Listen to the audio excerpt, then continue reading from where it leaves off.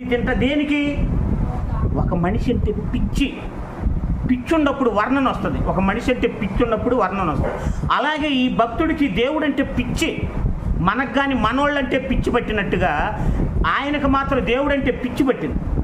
పిచ్చి పట్టి దేవుడిని ఏం చేస్తున్నాడు? ఆయన కీర్తిని ఏం కీర్తి అండి బాబు, ఏం కీర్తి? ఆలోచిస్తూ మన భావని చెప్పింది కదా, ఇర్మియా గ్రంథం 3వ అధ్యాయం. ఏడుపు రాలా? ఏడుపు. మీరైతే మీ భార్యలు తప్పు చేస్తే విడాకులు ఇస్తారు, కానీ జీవితాంతం మీరు తప్పు చేసినా మిమ్మల్ని నేను విడిచిపెట్టాలనుకోలేదు. మీరైతే మీ భార్యలు తప్పు చేస్తే విడిచిపెడతారు, కానీ నేనైతే ఎక్కడ దొరికి చెప్పండి నిజంగా? ఇది ఎక్కడ దొరికింది? ఈ లక్షణం ఎక్కడైనా మీరు బ్రతుకున్నంతకాలం లేదా నేను బ్రతుకున్నంతకాలం దీనికన్నా గొప్పది పలానా చోట చూశానో మీరు చెప్పండి. నేను అక్కడ సరెండర్ ఎక్కడికి వస్తాను. నాకు బైబిలే కావాలని లేదు. దీన్ని మించింది ఎక్కడున్నా, ఈ గుణాలు ఎక్కడున్నా నేను అక్కడికి వస్తాను. చెప్పలేరన్న సంగతి నాకు తెలుసు. ఈ గొప్ప త్యాగం అనేది, ఈ గొప్ప సహనం అనేది, ఈ గొప్ప జాలి అనేది ఎక్కడా చూపించలేరన్న సంగతి మీకు తెలుసు, నాకు తెలుసు. కానీ ఇంత దాన్ని మనం అర్థం చేసుకొని బతికింది ఏంటది? భార్యను చూసా, పిల్లలను చూసా, ఆరోగ్యాన్ని చూసా. ఏం చూసి నీ భక్తిహీనత కారణం ఏంటి? నీ మనసు అడిగితే భార్యను చూసా, చచ్చినాక 3 నెలలకు వచ్చి వాళ్ళు తీసుకొని పోయి వయసులో ఉన్నావమ్మా, సమాజం మంచిది కాదని పెళ్లి చేస్తారు. మరో సంవత్సరం నిన్ను మర్చిపోద్ది. ఓకే, చేసుకోవటం తప్పేం కాదు, దేవుడు ఎప్పుడో చెప్పాడు. అలాగే నువ్వు చచ్చిపోతావా, పురుషుడు చేసుకుంటాడు. ఆమెను ఇది చేసుకొని నిన్ను మర్చిపోతాడు, కాకపోతే అప్పుడప్పుడు గుర్తు చేసుకుంటాడు.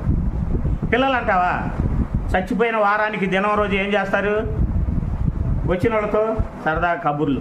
అప్పుడు ఏమనిపించి తెలుసా? నువ్వు ఎవడరా? అందుకే భక్తులు కళ్ళ ముందు సుఖం ఉన్నా కానీ, కళ్ళ ముందు ప్రేమించే వాళ్ళు ఉన్నా కానీ అందరిని వదులుకున్నారు.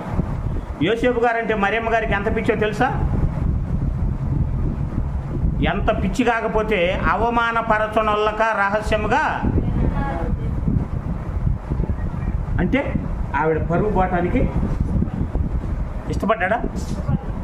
అదే మనమైతే నాకు అనుకూలంగా లేదు, నేను చెప్పినట్టు చేయట్లేదు అని లేని ఇంక 4 కలిపి చెప్తాం.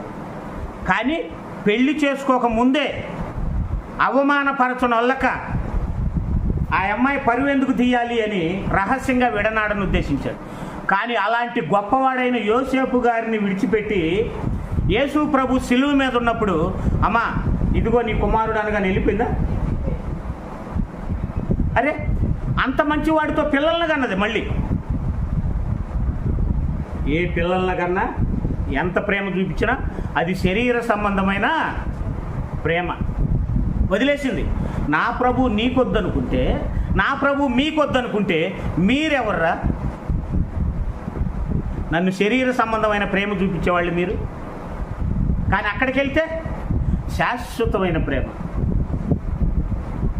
ఏం ప్రేమ? శాశ్వతమైన ప్రేమ. ఇప్పుడు